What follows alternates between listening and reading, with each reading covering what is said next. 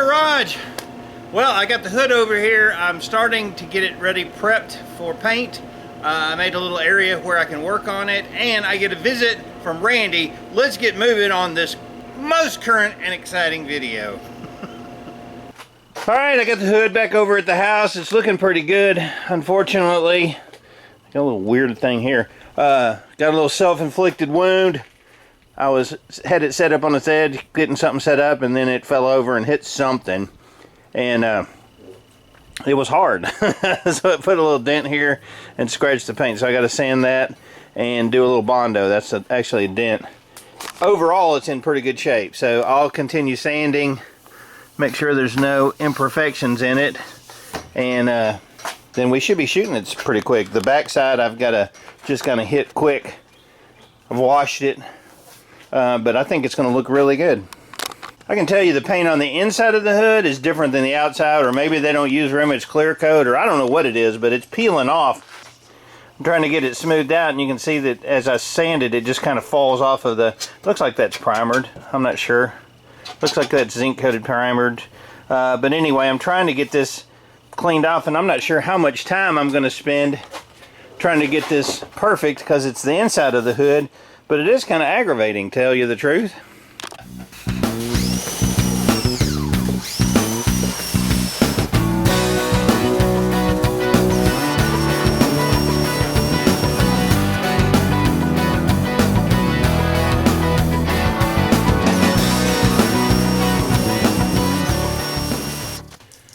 Hopefully the backside's cleaned off enough. I'll tell you this, Chrysler must have saved some money on painting the backside of these hoods and interior parts, because this is like super thin paint.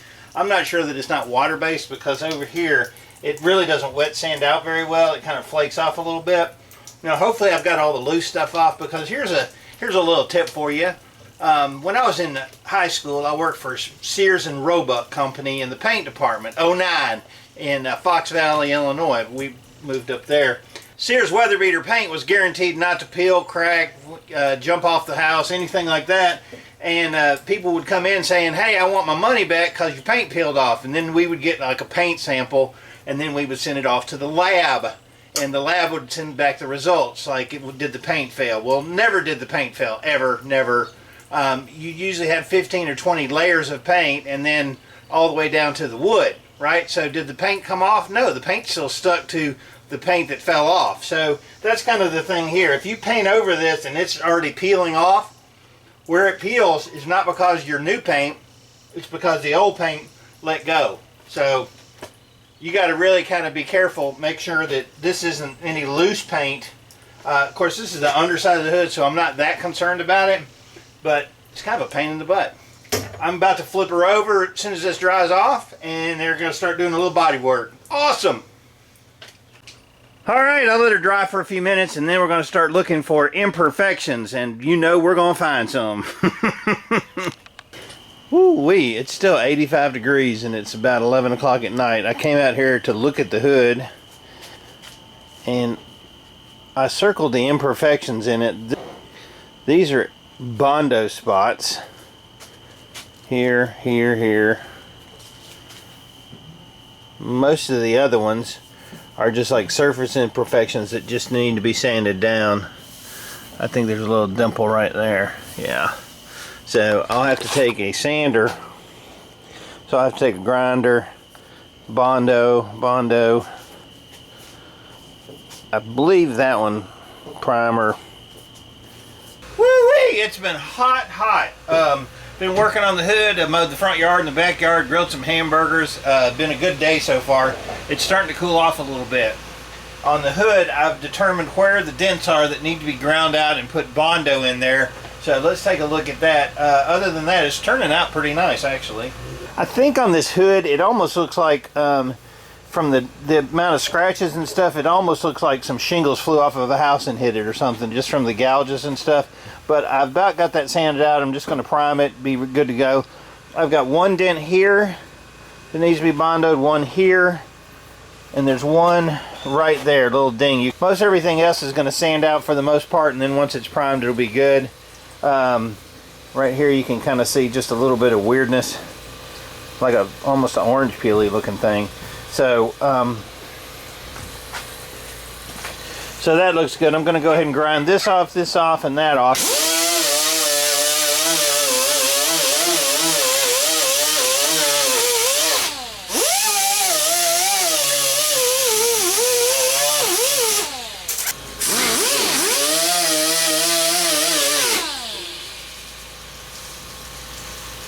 All right, it's shaping up. You can see I've circled a couple spots.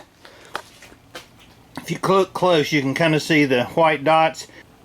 I think at some point a shingle glanced across it, because that's the kind of scrape marks you see from a shingle that hits the roof or hood or something of a car. I've got all these little bitty specks in there, and it's what it looks like.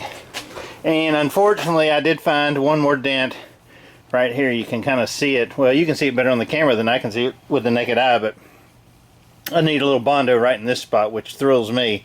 And then everything else should be good as far as like dents go.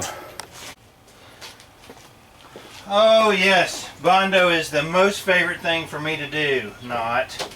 I don't really enjoy doing it, but it is a necessary evil, so here we go.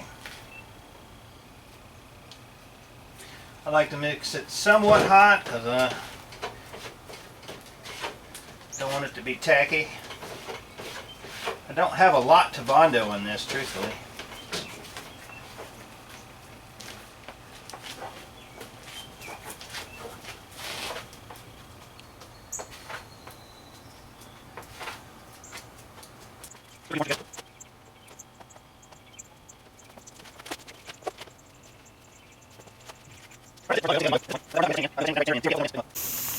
Well, I got the Bondo roughed in, block sanded down. I've got the spots circled that I want to hit with the sander. I'll put 2 or 3 coats of high build primer on the Bondo spots and let it dry for a few days. Make sure that it shrinks up well. So we're moving along. It looks good. All right. Randy's here! Yeah, I am. The super spreader. That's right. So tell me what happened. Everybody's wanting to know where you've been, what's going on. You survived COVID again. Again, yeah, I had the COVID again. You had the COVID. What happened? Got it from some college kids down in Florida at a camp I was running sound for. But I've been busy. Been down to Florida twice and working all around here. He sounds rough, doesn't he? No, I don't. Wow. I sound better than I used to. Yeah. So did Nancy get sick too? Nancy was positive. So was Aaron. Wow. So you had to play nursemaid, help everybody? No, they're on their own. Ah, they're on their own. Okay, good. No. Good. Aaron's finally back to her apartment in Cookville, so everything's back to normal. Getting there. Getting there. You feeling better? Everybody's wondering where you been. I'm still above ground. That's good. That's an outstanding thing. Yeah. Damn kids getting you sick. That's right. Yeah. All right, we're going. Here in Rocky actually almost came up to me. He's a freak. After he barked a little bit. He's a freak. He is. All right, so let's get caught up. Randy's still alive, everybody. Awesome. That's right.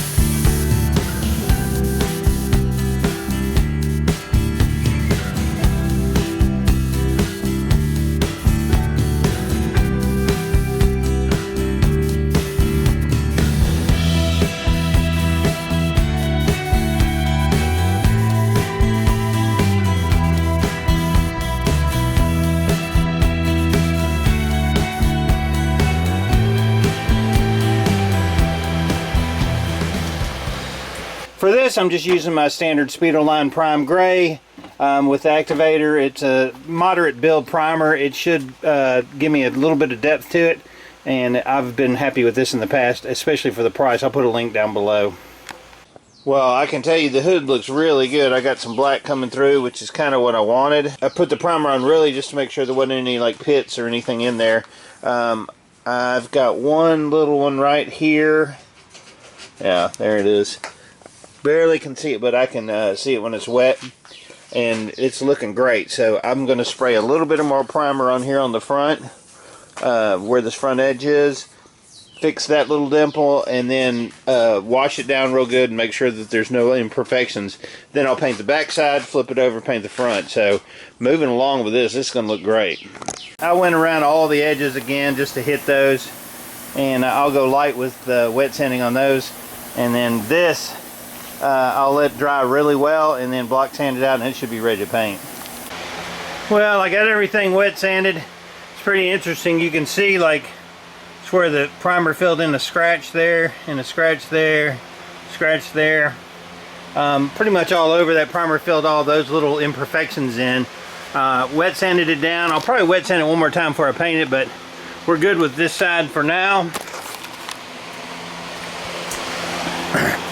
And I'm just waiting on the back side to go ahead and shoot some paint on the back side and get it painted, and then we'll flip it over. But letting it dry. I got the bottom ready to paint, but I think I'm going to hold off till in the morning because there's just too many stinking bugs out here. They're flying everywhere, and I'm afraid it's just going to get all in there. And even though it's the bottom of the hood, I'm just not into like having the La Brea tar pits of bugs stuck into the thing. So I'll get a tack cloth over it in the morning, and I'll shoot it real quick on the bottom. Holy crap, that was fun. I had this paint sitting on the floor in here, and over the winter it just had a lot of humidity, and it actually rusted a hole in the bottom of it when I started stirring. So then paint started just spraying out. So I started grabbing cups and filled them up, and I actually put the paint inside this lacquer thinner can that was empty. So great.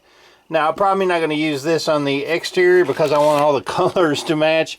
I think I got most of the paint stirred up before it started leaking, but Lord have mercy. Now, I have another gallon of paint here of bright white, and I've got a special stirrer that's coming, and I'm going to use that on the exterior, on the top of the hood, for everything that's noticeable on the Jeep. I'll use this for something, but at least I saved it. That was crazy. Alright, that'll be a good stopping point today with my paint debacle. That was the craziest thing, stirring and the paint start coming out the bottom of the can. Man, I tell you, the hood is prepped. The backside is going to look gorgeous, I believe. That's going to be the next video. I'm pulling out something new that you haven't seen before that's supposed to help me get this thing done. So keep watching. I think this Jeep is going to be finished in short order. I got my fingers crossed. Appreciate you being a subscriber. Hit the like button. Question, comments, post them below. I'm David from the Redneck Garage. Keep turning wrenches.